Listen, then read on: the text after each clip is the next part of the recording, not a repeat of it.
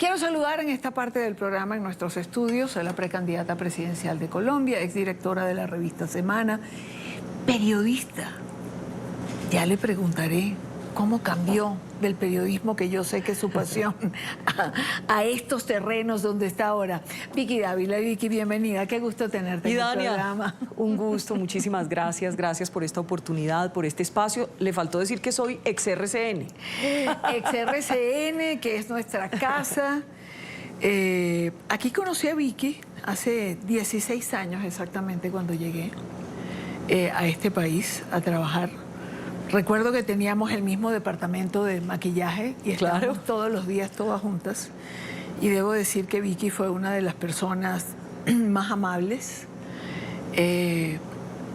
más cálida con alguien que llega a un país a vivir, a hacer una vida, y que cuando uno se traslada de esa manera y llega, realmente tiene un huracán de emociones que no sabe bien cómo procesar. Se siente como perdido, y Vicky siempre hacía, cuando llegaba, siempre tenía un minuto para conversar, siempre tenía un minuto para algo, siempre trataba de ayudarme. Recuerdo que un día necesitaba un oftalmólogo y me dice: yo tengo uno, te mando para allá. Nunca supe que era su esposo hasta que terminé la consulta. De verdad, un gusto tenerte, Vicky. Gracias por acompañarnos. Dania, gracias y muy especial para mí tener esta oportunidad. Pues qué bueno. Comencemos. Hay una gran variedad de temas y tenemos tiempo la tarde de hoy. Comencemos por hablar de Uribe. Aprovechemos la actualización que nos daba Catherine hace unos minutos. ¿Es un perseguido político Álvaro Uribe? Yo creo que sí. Yo creo que lo que le ha pasado es una infamia. Estoy convencida de que aquí hay un plan de eliminación. Sin lugar a dudas, no es coincidencia, no es normal que por un lado ataquen a Miguel Uribe, le disparen en la cabeza, y antes de 2 meses de ese hecho tan horrible que conmocionó al país, condenen a Álvaro Uribe. Eso no es gratis, eso no es coincidencia, y en el contexto de lo que han llamado la zona binacional con Maduro, ver, por ejemplo, al lugarteniente narco del narcodictador Maduro, a Diosdado Cabello, anunciar 2 semanas antes o 10 días antes que iba a celebrar la condena de Uribe, porque sabía que lo iban a condenar, y luego verlo aplaudiendo en su programa de Quinta, es evidente que aquí hay una venganza criminal contra Álvaro Uribe y contra todo lo que él representa. ¿Por qué? ¿Por qué se le acosa de esa manera? ¿Por qué contra su legado? ¿Por qué molesta? ¿Por qué causa tanto escozor Álvaro Uribe años después de haber ejercido Porque no se arrodilló, porque no se doblegó, porque no se entregó, porque no negoció. Porque Álvaro Uribe es un símbolo de la oposición en Colombia, pero un símbolo de la firmeza, además, de la determinación. Él no se le olvida, y Dania, y yo sé que a millones no se les olvida, no solo en Colombia, sino en el mundo entero, lo que significó y lo que ha significado Álvaro Uribe. Álvaro Uribe combatió de frente al narcotráfico cuando Colombia estaba perdida. Recuperó a Colombia, no solo su seguridad, su economía, recuperó la confianza inversionista. Y de alguna manera también enfrentó esa izquierda extrema, melosa, maluca, dañina, que finalmente en el hombro de Juan Manuel Santos termina llegando al poder a través de Gustavo Petro, después de haber pertenecido a un grupo terrorista. No es coincidencia que justo en el gobierno de Gustavo Petro, un exterrorista perteneciente al M-19, terminen condenando al hombre que combatió al terrorismo. Es que es obvio, es más que lógico. Y eso no se lo perdonan. ¿Confía Vicky Dávila en la justicia? ¿Hay instancias todavía en este proceso? ¿Confiamos en la justicia en Colombia? Mire, cuando uno es un demócrata, tiene que confiar indudablemente en la justicia. Yo confío y respeto la justicia, y hay que hacerlo. Es lo sano para una democracia. Es un pilar de la democracia. Pero también tenemos que entender que lo que hizo esta juez no es precisamente lo que representa la majestad de la justicia en Colombia. El país entero la vio. Cómo trataba al expresidente Uribe. Le decía cállese, le decía procesado para humillarlo. se le metió con la familia. Y así fue a lo largo de todo el proceso. Entonces ahí no hubo ninguna objetividad. Yo no creo que aquí haya un fallo en derecho. Yo conozco el expediente del proceso que le llevaron a Álvaro Uribe. Lo conocí como periodista. Y le voy a decir la verdad, no existe una sola prueba directa contra el expresidente Álvaro Uribe. No existe, Idania. No hay un video, no hay una grabación, no hay un escrito, nada que lo muestre dando una orden. Se pegaron del cuento de Proceda, doctor Cadena, que por cierto tiene un origen ilícito, porque a Álvaro Uribe lo chuzaron desde la justicia. Y no me gusta generalizar, no la justicia. 1 o 2 magistrados tomaron esa decisión. Entonces, yo no pierdo la fe en la justicia. Quiero y creo que en las instancias que vienen tendría que venir una decisión justa para él. Sin embargo, pues estamos frente a un hecho que nos está levantando unas alarmas, encendiendo unas alarmas en Colombia, porque estamos en plena campaña. Es que eso tampoco es coincidencia. Fíjese usted, a él le abren investigación en el 2018, apenas a unos días de ser elegido Iván Duque. Cuando lo eligen, a solo unos días de posesionarse, lo llaman a indagatoria. Luego viene todo este vaya, venga y demás en el proceso, y resulta que el juicio es justo en precampaña del 2026, y la condena también en medio de la campaña, y le disparan antes a uno de sus precandidatos. Tiene uno que ser bobo para no entender. Es macabro. Para mí el plan es macabro y es urdido, sin lugar a dudas, por la izquierda extrema. Y allí, lamentablemente, confluyen muchos factores. Confluyen los grupos criminales, confluye el narcotráfico, confluye la ideologización en algún sector pequeño, pero que existe en la justicia. Y eso es lo que representa la jueza Sandra Heredia, quien tomó esta decisión tan arbitraria y con saña. Usted vio que la Fiscalía pidió 9 años, por ejemplo, y ella le dio 12. Y usted vio el día que leía la condena, el monto de la pena, y después cuando escuchaba la defensa material de Álvaro Uribe, y ella terminó tapándose los oídos y haciendo un montón de cosas que no hablan bien de ella y no dejan bien parada a la justicia que para mí ella no representa. Vicky, como directora de Semana, como periodista, pero también ahora como precandidata, usted ha revelado varios escándalos en torno al presidente Petro. Ahora mismo se han publicado varios chats de cuando él era candidato presidencial que hablan de desafueros, quizás por calificarlos de alguna manera. Y usted señala que así como candidato ha sido como presidente, pero al final son pruebas que la Fiscalía tiene en la mano y son procesos que no avanzan, ¿no? Sí, digamos que aquí hay un hecho que me parece importante dejar claro. Tener la vida privada que quiera un presidente no es un delito, no es un pecado, por supuesto que no. Si nos vamos al campo de la religión, sí sería pecado en algunas religiones. Pero digamos que no es un delito, para quedarnos ahí. El problema es cuando esa situación personal, esos comportamientos escandalosos personales, empiezan a afectar la función del presidente. Y ahí es donde empieza a dejar de ser vida privada y a empezar a ser esa vida particular del presidente de interés público.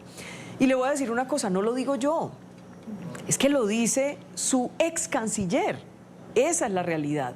Su ex canciller que contó lo que ocurría cuando iba a los viajes, cuando lo acompañaba, cuando lo dejaba solo, cuando se perdía, cuando se perdió en París, cuando se perdía permanentemente y de manera irresponsable en todos los lugares donde iba como jefe de Estado. Es que él no iba a pasear de vacaciones como un particular.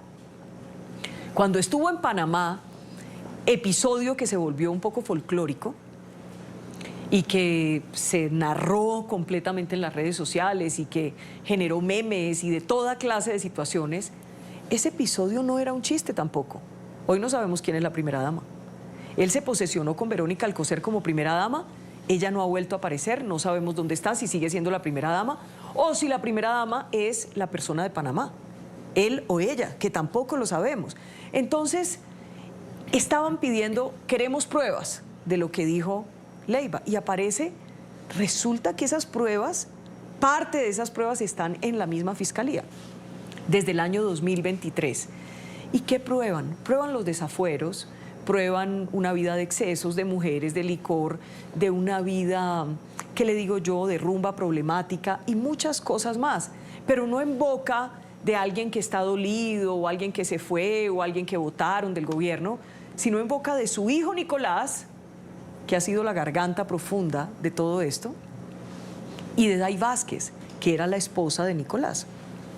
Y esos chats yo los rescaté y consideré que era importante que el país los conociera. Yo sé que con eso no va a pasar nada. En un país serio pasarían muchas cosas. En un momento normal, en una democracia normal, con una justicia normal, pasarían muchas cosas. Pero aquí no va a pasar nada, Idania. Pero como yo tengo el ADN de periodista, yo sé que lo importante es, el periodista llega hasta contar la verdad, que el país lo sepa, que los colombianos lo sepan. Y yo ya cumplí con esa misión y además, en esta responsabilidad que tengo ahora, no voy a ser inferior en mis obligaciones morales con el país que lo que fui como periodista. Como periodista luché por la verdad, estuve combatiendo de alguna manera desde mi periodismo a los corruptos, denunciándolos, a los criminales, a los poderosos que lo hacen mal y abusan. Pues yo siempre voy a hacer la misma. Y en el gobierno, cuando ganemos las elecciones, como presidente, seré exactamente igual. No le tapo a nadie, absolutamente a nadie, ni a mi mamá, si fuera el caso, por exagerar. El presidente, bueno, aparte de no darle crédito, por supuesto, hoy es tan típico en algunos momentos, sobre todo, de los gobiernos o de los gobernantes populistas, cuando están frente a un escándalo, traer a la mesa algún tema que trate de levantar los nacionalismos. Ay, va a hablar de Perú. Exactamente. No. Hoy entonces estamos en que el 7 de agosto, que celebran en Colombia la batalla de Bogotá, de Boyacá, perdón, hay que llevárselo a la isla Santa Rosa, que está en la triple frontera Brasil, Perú, Colombia, porque esta isla habría sido ocupada por Perú. Siempre un tema nacionalista tratando de exacerbar esta parte en los ciudadanos. Es como para tapar un escándalo, para desviar la atención pública, para que la opinión pública se encargue de otra cosa. Sin lugar a dudas. Estos gobiernos autoritarios que tienen una formación, una ideología socialista, comunistoide, sin lugar a dudas acuden a todo tipo de artimañas para no responder por absolutamente nada. Entonces, claro, los chats lo pusieron contra la pared porque él no ha podido decir, pueden decir hasta misa. Day Vázquez ese mismo día salió y dijo, los chats son reales, son conversaciones reales con quien era pues su esposo y por supuesto están en la fiscalía desde el día 0, o sea, desde hace 2 años. Eso es muy importante tenerlo en cuenta. Entonces, claro, ya contra la pared, Petro sale, dice un montón de locuras, dijo el primer día dijo un montón de locuras, pero luego dice, se me ilumina el bombillo, voy a pelear con Perú. Y entonces ahora la narrativa se va hacia que dice que tenemos un problema con Perú. Bueno, para tener un problema se necesitan 2, vamos a ver qué pasa allí, ¿no? Pero ya están diciendo en el gobierno que esto puede ponerse muy feo, que no quieren conflicto. ¿Conflicto de qué?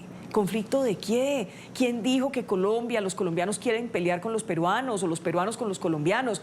Paja, no hay que creerle su narrativa mentirosa, que lo único que trata de hacer es tapar y tapar y tapar lo incompetentes y corruptos que son. Incompetencia. El 7 de agosto, por cierto, comienza ya el último año del gobierno del presidente Petro. Es un año delicado, es un año importante, es un año definitivo, definitorio. Todos estos son calificativos que he oído y que he compartido con invitados que he tenido en el programa. ¿Qué es para usted, Vicky, precisamente este último año de gobierno de Petro? Ay, pues sin lugar a dudas, un calvario que nos queda todavía de un año, donde sin lugar a dudas este gobierno corrupto todavía puede hacer mucho, muchísimo daño, va a hacer todo el daño que pueda, va a generar todo el caos que pueda. Y una cosa, Idania, en el fondo del corazón, es el último tiempo que le queda a Gustavo Petro para decidir si va a hacer lo que le dice el corazón o lo que le dice la razón que no haga. Y es, se va a saltar la Constitución, va a violar la Constitución, se va a quedar. Ahí tiene al mequetrefe del SAADE, jefe de gabinete, diciendo que es que se tiene que quedar 20 años el presidente Petro. Entonces, él en el fondo de su alma quiere quedarse, porque él en el fondo de su alma es como Chávez, como Maduro, como Fidel. Él es como ellos, puede llegar a ser peor, porque recuerde que viene de un grupo terrorista. Eso nunca se nos puede olvidar. Es experto en infundir terror y en manejar las situaciones con terror. Eso hacen los grupos terroristas. El mismo que se tomó el Palacio de Justicia y dejó un montón de muertos a su paso. Entonces, sí va a ser un tiempo definitivo. Y yo digo que como faltan 9 meses y unos días para la primera vuelta presidencial, estamos frente a esos 9 meses de todo o nada. O rescatamos a Colombia o vamos a tener que ver cómo se hunde con todos nosotros adentro. Ese es el punto, ustedes ya lo vivieron en Venezuela. A veces se ve como si fuera una fábula, una exageración, una mentira, pero no es una mentira, Idania. Cuando uno habla con los venezolanos que han tenido que llegar a Colombia huyendo del régimen, porque los van a encarcelar o los van a matar o le mataron la familia, los acabaron allá, cuando uno ve esa tragedia humana, se da cuenta que aquí muchas veces minimizamos el peligro, el riesgo que significa tener a Gustavo Petro en el gobierno. Su tiempo es 7 de agosto del 26. Ese día Petro se va o se va. Y yo confío mucho en nuestras Fuerzas Armadas, que van a defender la Constitución y van a defenderlos a los colombianos. ¿Por qué se tiende a minimizar? Yo recuerdo cuando Hugo Chávez estaba en Venezuela y muchas voces comenzaron a levantarse y a decir, esto puede ser una segunda Cuba. No, ¿qué va? No sean exagerados. Pero es que esto va de camino. No, eso es imposible porque los venezolanos somos... Y cuando uno comienza a ver señales de un camino que tristemente los venezolanos recorrimos y uno entiende que hay señales de alarma. No, es que los colombianos somos distintos. No. Es una forma de pronto de protegerse ante la realidad, de tratar de tapar el sol con un dedo, pero hay una realidad, Idania, y usted me corregirá. ¿Qué hace una mente autoritaria de un gobernante? Apoderarse de la salud. Aquí ya lo hicieron. Colapsó el sistema de salud. Se tomaron las pensiones. Vamos a ver qué dice la Corte Constitucional. La seguridad la destrozaron, dejaron avanzar a los grupos criminales y hoy tenemos presencia de los grupos criminales en más del 70% de los municipios. Nos quieren asustados, aterrorizados, nos quieren doblegados, nos quieren enfermos. Y por supuesto, la economía se va al carajo. Ya no hay confianza, se gastan todo lo que pueden, se roban más de lo que pueden y deben, aunque nadie debería robarse ni un solo peso, pero ellos se roban hasta los inodoros de las oficinas en las que trabajan y viven como reyes. Todo eso, Idania, lo que nos muestra es que aquí hay un plan que empieza a ejecutarse en su parte final, que incluye disparar contra la cabeza de Miguel Uribe, que incluye, sin lugar a dudas, condenar a Álvaro Uribe y no sé qué más incluya. Ya será decidir si se toma a la fuerza el poder o no. Y ahí es donde yo digo que nuestras Fuerzas Armadas van a hacer la tarea bien. Yo confío en ellas, las quiero. No creo que tengan precio, no creo que se vayan a vender, no creo que vayan a ser capaces de vender la Constitución, de vender a nuestro país, de vender a los colombianos. Y una cosa más, el responsable político del atentado contra Miguel Uribe se llama Gustavo Petro. No se le olvide qué ha hecho Gustavo Petro contra la oposición. Llamarnos nazis, ¿habrá algo peor que ser un nazi? Nada peor. Nos llama nazis. Nos llama corruptos sabiendo, por ejemplo, en mi caso, sabe que no soy corrupta, me dice corrupta. Muñeca de la mafia. Nos relaciona con el narcotráfico, con los paramilitares, con la derecha extrema, esa que lo enloquece a él. Todo eso, él creó este ambiente. Ahora, ¿usted confía en las Fuerzas Armadas y en el pueblo colombiano? También. Porque al final el pueblo colombiano es el que va a votar. Claro, pero si llega un régimen autoritario y no hay unas fuerzas armadas que defiendan al pueblo y se pongan del lado del pueblo, sino del lado del dictador, no es suficiente la valentía de los colombianos. Yo creo que somos valientes por naturaleza, en el ADN tenemos la valentía y, Dania, hemos superado Pablo Escobar, el cártel de Cali, los paramilitares, el ELN, las FARC, los desastres naturales, el terrorismo, la corrupción, los secuestros masivos. Yo puedo hacerle una lista inmensa, inmensa, y seguimos en pie con ese deseo potente de transformar a Colombia, de que tome un nuevo rumbo, de no perder el país. Entonces, yo sé que somos mayoría, yo sé que estamos juntos. Vamos a ver cómo logramos condensar toda esa energía, toda esa fuerza, para que sea lo suficientemente potente para derrotar democráticamente. Porque nosotros no somos violentos, claro, no somos agresivos, no somos capaces de cometer delitos. Nosotros nos aferramos a la Constitución y la ley y tenemos que ganar las elecciones en primera vuelta. Es Vicky Dávila. Hagamos una pausa, no la voy a dejar ir todavía, me quedan un par de preguntas. Hagamos una pausa, ya regresamos y seguimos hablando con Vicky Dávila, precandidata. Y usted me cuenta una cosa, claro. Si usted ve que lo que está pasando en Colombia fue lo que empezó a pasar en Venezuela, ¿sí o no? Claro, claro, que lo digo todos los días, lo digo cada vez que puedo. Lo que está pasando en Colombia comenzó a pasar en Venezuela. Y aquí dicen que es más acelerado.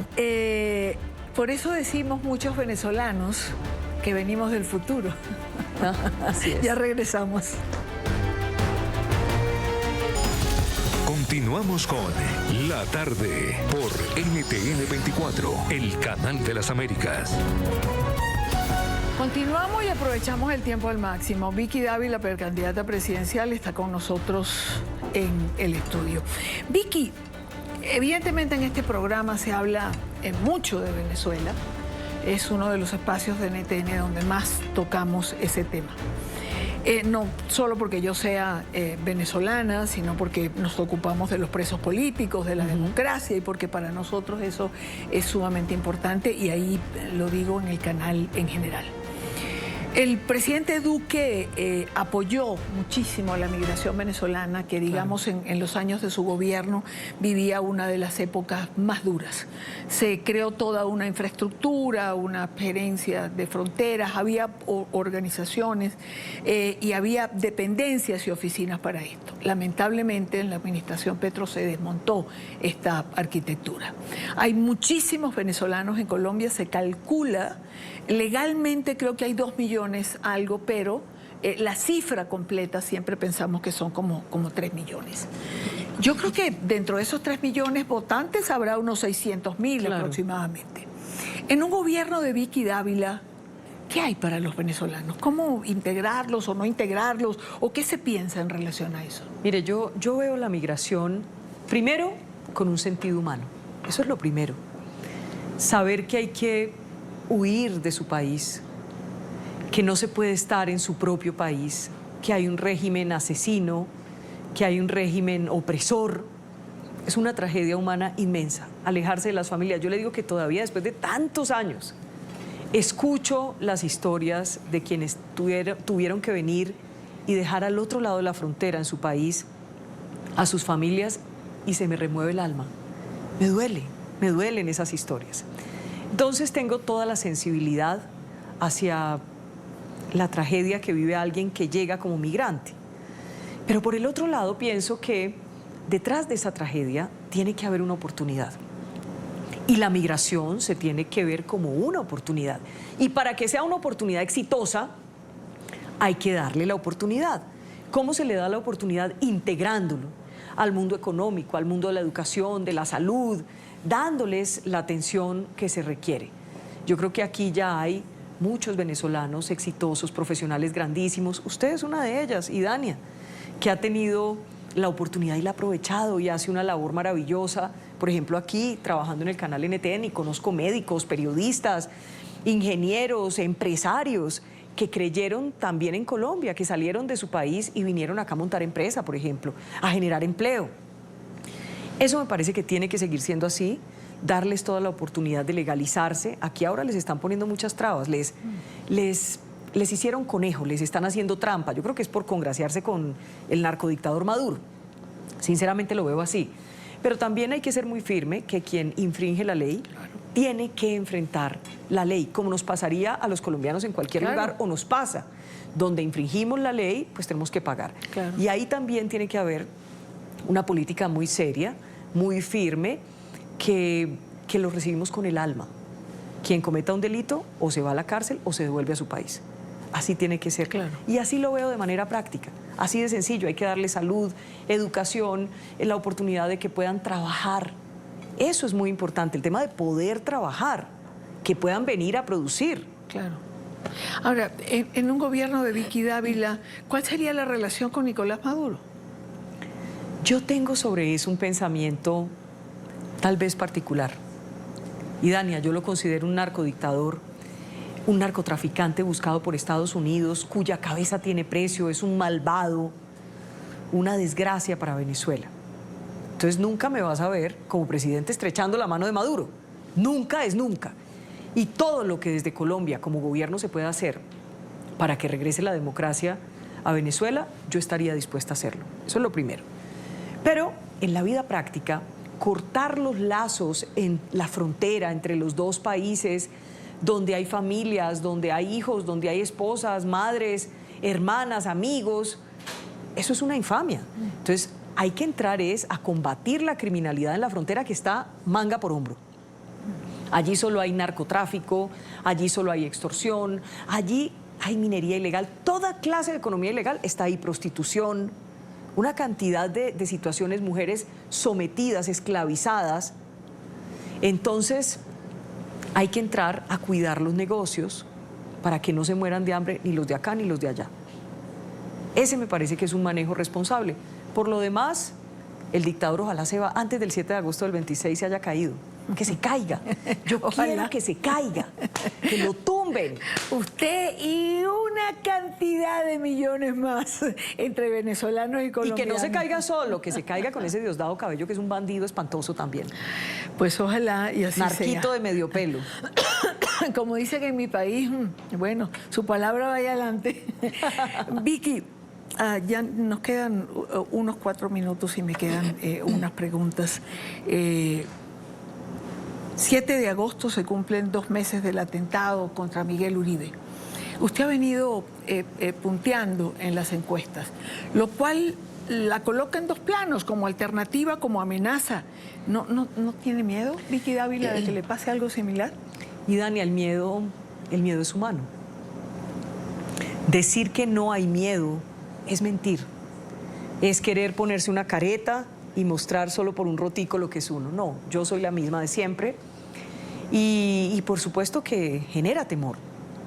Tengo amenazas muy graves, muy, muy graves, que incluso sobre ellas me ha alertado la propia Policía Nacional, el mismo gobierno, en el que no confío, pero yo sí confío en la policía, en nuestras Fuerzas Armadas. Me encomiendo a Dios todos los días cuando salgo de la casa, le pido que me permita volver a estar con mis hijos. Le pido que me permita cumplir el sueño de rescatar al lado de millones de valientes en Colombia, de rescatar a nuestro país. Y le pido que me dé esa oportunidad, que me deje vivir, que me dé vida, que no me quite el vigor y la energía y que logre el sueño que no es mío. Porque yo nunca en la vida, y Dania, pensé en hacer lo que estoy haciendo hoy. Yo soy una periodista. Quería estar todo el resto de mi vida como periodista. Tal vez es lo que más sueño volver a hacer en mi vida, para serle sincera. Pero tenemos que rescatar a Colombia, no podemos perder el país. Y eso fue lo que me movió a mí. Entonces confío en Dios, confío en la policía, confío en las personas que me cuidan. Varias, aunque pertenecen a la UNP, han estado conmigo muchos años. Y sé que me estiman, me quieren, me aprecian. Y hacen todos los días también un esfuerzo muy grande para que no me pase nada a mí ni a mi familia. Y le pido a Dios eso, que me dé esa oportunidad. Todos los días me le pego al Señor de los Milagros de Buga y le digo, milagroso, cuídame, cuida a mi familia, protégenos y protege a este país. Y tengo confianza, entonces ando con la bendición de Dios, la protección de Dios y con mucha fuerza, porque uno no se puede entregar. Uno no se puede arrodillar, uno no se puede doblegar, uno no se puede dejar amenazar de un régimen, de un autoritarismo. Y yo lo que tengo es carácter y firmeza. ¿Qué le dicen sus hijos? Me apoyan. En la casa son hombres, mi esposo, mis 2 hijos y la mamá. Y ellos entienden la tarea que estoy haciendo. Yo les digo, yo estoy en una misión, estoy como la primera soldado de Colombia. Yo no ando detrás de poder. Tampoco estoy pensando en llegar al gobierno para enriquecerme, ni enriquecer a mi familia, ni a los amigos. Yo voy a seguir siendo la misma de siempre. A mí me enseñaron que uno la plata se la gana trabajando. Entonces yo no necesito cambiar mis principios. Yo no tengo precio, Idania, ni tampoco soy capaz de ponerle precio a nadie. Entonces ellos me apoyan, me acompañan. Sé que les doy dolores de cabeza, se preocupan por mí. Me entra la llamada del 1. Cuando me subo a un avión, empiezo. Hijo lindo, ya vamos a despegar, mi amor. Dios te bendiga, cuida a tu papá y a tu hermanito. Luego me paso al otro. Hijo lindo. Y así, y los tengo ahí, están conmigo, son mi fuerza, mi mamá, mis hermanos, mi familia. Nosotros tenemos una familia donde a mí me quieren mucho y yo los amo demasiado. Y saben que yo estoy haciendo esto como solamente por un amor profundo por Colombia, nada más. Ya no le queda tiempo de cantar. Vicky canta muy bien, pero ya no le queda tiempo, ya no la vemos. Antes veíamos. No he vuelto a cantar. El otro día me pasó una cosa linda, ¿sabe? Estaba en Ciudad Bolívar con unos líderes de la zona muy triste, oyendo sus historias como víctimas. Yo quiero ser la presidenta aliada de las víctimas y no de los bandidos como han sido Santos y Petro. Yo voy a ser la aliada de las víctimas, no de los victimarios. Y estábamos allá conversando y de pronto les dije, bueno, yo vengo de allá, de abajo, como ustedes, yo también fui muy pobre y soy del pueblo y me enorgullece ser del pueblo y me gusta la música del pueblo, me gusta Julio Jaramillo. Y les dije, ¿se acuerdan de Julio Jaramillo? Todos dijeron, sí. Les dije, ¿se acuerdan de Reminiscencias? Sí. Y todos, yo empecé a cantar y todos empezaron a cantar Reminiscencias. Entonces, muy lindo para mí, porque la gente sabe, los ciudadanos saben, los colombianos, que yo cuando canto no canto porque a veces la politiquería hace esas cosas. Pero a mí me han visto cantar desde que era chiquita. Esa fue la primera profesión que tuve. Lo que nunca imaginé era que iba a tener esta profesión de candidata. Eso nunca me lo imaginé. ¿Y se imaginó siendo presidenta alguna vez? No. Y le digo una cosa. Imagino una presidencia austera, recortando el Estado, recortando el gasto, sin abusar. Yo no me iría a comprar plumones como Francia, ni me la pasaría en helicóptero yendo a vivir a Cali o a Santa Marta o a... No, yo sería muy austera y muy decente con la plata de los colombianos. Y hay algo muy importante. Vamos a llegar a la presidencia juntos con los valientes. Eso es importante, en primera vuelta. Y yo necesito que la prensa no piense como yo, que me critiquen, que digan todo lo que quieran, pero que me ayuden a vigilar. Porque en mis manos va a ser muy difícil que se pierda la plata. Y cuando a alguno se le vaya la mano, lo vamos a denunciar. Yo los ayudo. Vicky, gracias por el tiempo, gracias por estar en la que ha sido su casa, gracias por estar con nosotros, pero sobre todo gracias por venir al programa y estar aquí. Y Dania, gracias a NTN 24. Salúdeme a la Guri, por favor. Siempre. A todos. De verdad quiero mucho esta casa periodística, RCN, NTN 24. Aquí está gran parte de mi corazón, de mi vida, de mi historia. Aquí, gran parte de lo que soy hoy, se lo debo a RCN también. Se lo debo a esta casa periodística y a la gran oportunidad que me dio la familia Ardila. Nunca me voy a olvidar de eso.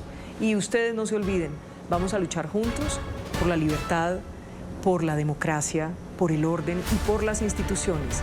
Vamos a rescatar juntos a Colombia.